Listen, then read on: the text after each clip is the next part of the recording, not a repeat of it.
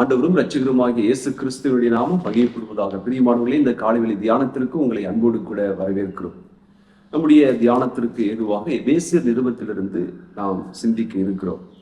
எபேசியர் 5ஆம் அதிகாரம் 18வது வசனம். துன்மார்க்கத்திற்கு ஏதுவான மதுபான வெறி கொள்ளாமல் ஆவியினால் நிறைந்து.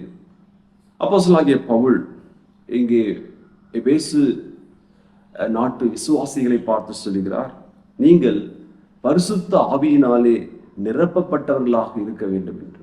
பரிசுத்த ஆவியினாலே நிரப்பப்படுதல் என்பது ஒரு விசுவாசிக்கு மிகவும் முக்கியத்துவம் வாய்ந்ததாக இருக்கிறது.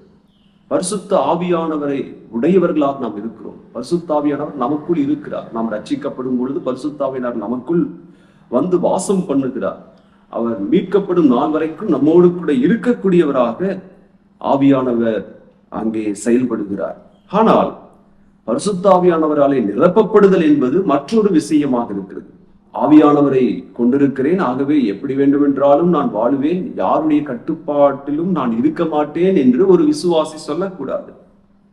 ஏனென்றால் ஆவியானவரை பெற்ற நாம் ஆவியானவருடைய கட்டுப்பாட்டிற்குள் இருக்க வேண்டும் என்று இந்த வசனத்திலே பவுலடியார் மிக தெளிவாக சொல்லுகிறார். துன்மார்க்கத்திற்கு ஏதுவான மதுபான வெறி கொள்ளாமல். எப்படி மதுபானத்தை குடிக்கக்கூடிய ஒரு மனிதன் அதனாலே கட்டுப்படுத்தப்படுகிறானோ, அதை போல தேவ ஆவியை பெற்ற நாம் அவராலே கட்டுப்படுத்தப்பட்ட ஒரு வாழ்க்கை வாழ வேண்டும் என்பதை இந்த வசன பகுதி நமக்கு மிக தெளிவாக சுட்டி காட்டுகிறது. மேலும் பவுலடியார் இந்த 18வது வசனத்திலிருந்து நாம் 6ஆம் அதிகாரம் முழுவதையும் நாம் பார்க்கும் பொழுது புதிதாக்கப்பட்ட ஒரு புதிய உறவை குறித்து பேசுகிறார். இப்ப பரிசுத்த ஆவியினாலே நாம் நிரப்பப்படும் பொழுது நம்முடைய உறவு மிகவும் அர்த்தமுள்ளதாகவும் ஒரு மாற்றப்பட்ட உறவாகவும் இருக்கும் என்பதை சுட்டி காட்டுகிறார். இதில் நீங்கள் பார்க்கும் பொழுது 18வது வசனத்திலிருந்து 21வது வசனம் வரைக்கும் விசுவாசிகளோடு உள்ள உறவு அர்த்தமுள்ளதாக இருக்கிறது என்று சொல்லுகிறார்.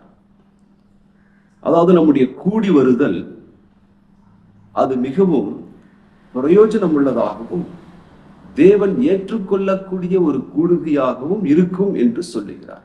அப்படி கூடி வரக்கூடியவர்கள் ஆவியானவராலே நிரப்பப்பட்டவர்களாக இருக்க வேண்டும் என்பதை வலியுறுத்துகிறார். அதே போல 22லிருந்து 33 வரையில வசனங்களிலே நம்முடைய குடும்ப உறவிலே, கணவன் மனைவியோடு உள்ள அந்த உறவிலே ஒரு நிச்சயமாக மாற்றம் ஏற்படும், உறவிலே ஒரு தாக்கம் ஏற்படும் என்று சொல்லுகிறார். இது துவங்கக்கூடிய இடம் கணவனும் மனைவியும் பரிசுத்த ஆவியினாலே நிரப்பப்பட்டவர்களாக இருக்கும் பொழுது நடக்கும் என்று குறிப்பிடுகிறார். அடுத்ததாக 6ஆம் அதிகாரம் 1லிருந்து 4 வரையில வசனங்களிலே பிள்ளைகளோடு உள்ள உறவிலே ஒரு மாற்றம் ஏற்படும், அர்த்தமுள்ளதாக இருக்கும் என்று குறிப்பிடுகிறார்.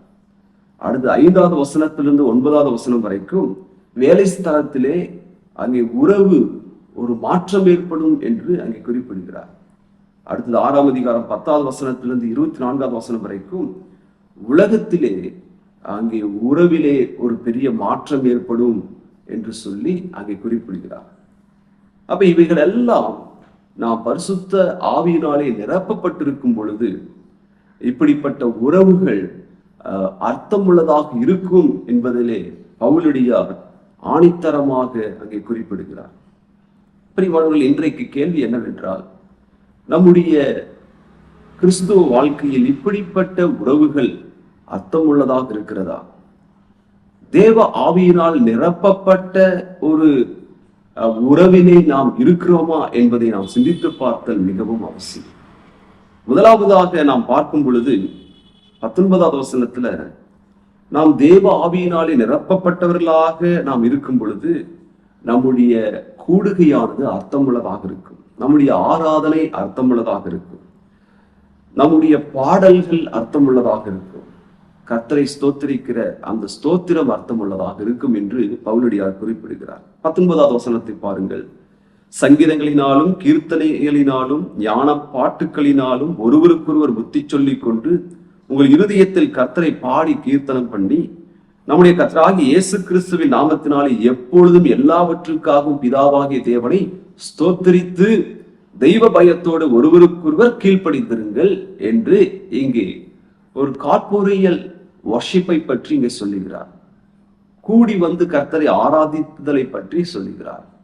நம்முடைய கூடி வருதல் அர்த்தமுள்ளதாக இருக்க வேண்டும் என்றால், தேவனை துதித்து பாடக்கூடிய பாடல் அர்த்தமுள்ளதாக இருக்க வேண்டும் என்று சொன்னால், ஒவ்வொரு விசுவாசிகளும் தேவ ஆவியினாலே நிரப்பப்பட்டவர்களாக இருத்தல் அவசியம். பிரியமானவர்களே, ஆண்டவர் நாம் கூடி வந்து கர்த்தரை ஆராதிப்பது, கர்த்தரை துதிப்பதை, பாடல் பாடுவதை அவர் மிகவும் விரும்பக்கூடியவராக இருக்கிறார். இது பரலோகத்தினுடைய ஒரு செயலாக நாம் பார்க்கிறோம். பாருங்கள், வெளிப்படுத்தின விசேஷம் 5ஆம் அதிகாரம் 10வது வசனத்துல, எங்கள் தேவனுக்குன்பாக எங்களை ராஜாக்களும் ஆசாரிகளும் ஆக்கினீர், நாங்கள் பூமியிலே அரசாள்வோம் என்று புதிய பாட்டை பாடினார்கள். பரலோகத்துல அங்கே பாடல் இருக்கிறது.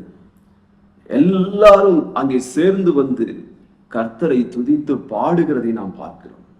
ஆகவே இந்த பாடல் என்பது இந்த பூமியோடு முடிந்து விடக்கூடிய ஒன்று அல்ல, அது பரலோகத்திலும் தொடரக்கூடியதாக இருக்கிறது. அப்ப பரலோகத்தினுடைய ஒரு சாயலை தான், நிழலை தான் நாம் இங்கே அனுபவித்துக் கொண்டிருக்கிறோம். ஆகவே நாம் கூடி வரும்போது நாம் பாடல் பாடுகிறோம். உண்மையாலுமே அது அர்த்தமுள்ளதாக இருக்கிறதா? இங்கே நாம் படிக்கும் பொழுது நாம் பாடக்கூடிய பாடல் உதட்டிலிருந்து வரக்கூடியதாக அல்ல, உங்கள் இருதயத்திலிருந்து கர்த்தரை துதியுங்கள் என்று சொல்லுகிறார்.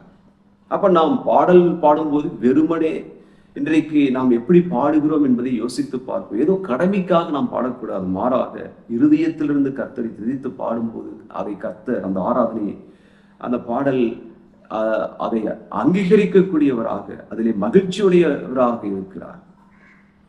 1 கொரிந்தியர் 14:15 பவுல் சொல்லுகிறார், நான் ஆவியோடு பாடுவேன் என்று சொல்லி அங்கே குறிப்பிடுகிறார். இரண்டாவதாக தேவனை ஸ்தோத்திரிக்கக்கூடிய அந்த காரியத்தை பவுல் இங்கே முக்கியப்படுத்துகிறார். நம்முடைய கர்த்தராகிய இயேசு கிறிஸ்து நாமத்தினாலே எப்பொழுதும் எல்லாவற்றுக்காகவும் பிதாவாகிய தேவனை ஸ்தோத்திரித்து, எப்பொழுது கர்த்தரை ஸ்தோத்திரித்து அப்படின்னு சொன்னா, எப்பொழுதும் எல்லாவற்றுக்காகவும் கர்த்தரை ஸ்தோத்திரித்து. இது எப்பொழுது முடியும் என்று சொன்னால், எப்பொழுது நாம் செய்ய நம்மால் முடியும் அப்படின்னா, எப்பொழுது நாம் தேவ ஆவியினால் நிரப்பப்பட்ட ஒரு வாழ்க்கை வாழ்கிறோமோ அப்பொழுதுதான் எந்த சூழ்நிலையிலும் எல்லாவற்றுக்காகவும் கர்த்தரை நாம் ஸ்தோத்திரிக்கக்கூடியவர்களாக இருக்கிறோம். பிரியமானவர்களே, பரலோகத்தினுடைய ஒரு நிழல் தான் இந்த ஸ்தோத்திரமாக இருக்கிறது. வெளிப்படுத்தல் 4ஆம் அதிகாரம் 9வது வசனத்திலே நாம் படிக்கும் பொழுது, அந்த 4 ஜீவன்கள் கர்த்தரை ஸ்தோத்தரித்தது என்று சொல்லி நாம் பார்க்கிறோம். அப்ப நாம் தேவனை ஸ்தோத்திரிக்க கடனாளிகளாக இருக்கிறோம். ஏனென்றால் அவர் நம்மை ரட்சித்திருக்கிறார். 2 தெசலோனிக்கேயர் 1ஆம் அதிகாரம் 3வது வசனம், 2ஆம் அதிகாரம் 13வது வசனத்துல நாம் கடனாளிகளாக இருக்கிறோம் என்று சொல்லி பவுல் சொல்லுகிறார். அவர் நம்மை ரட்சித்திருக்கிறார். பிரியமானவர்களே, ஆகவே இன்றைக்கு நம்முடைய உறவு எப்படி இருக்கிறது, நம்முடைய கூடுகை எப்படி இருக்கிறது? அது பரிசுத்த ஆவியினாலே நிரப்பப்பட்ட ஒரு கூடுகையாக இருக்கிறதா? நிரப்பப்பட்ட தேவ மனிதர்களாக நாம் எல்லாவற்றையும் செய்கிறோமா? அவரால் கட்டுப்படுத்தப்பட்ட கிறிஸ்துவ வாழ்க்கை வாழ்கிறோமா என்பதை நாம் சிந்தித்து பார்த்தல் மிகவும் அவசியம். கர்த்தர் தாமே இந்த வசனங்கள் மூலமாக நம்மை ஆசீர்வதிப்பாராக. ஆமென்.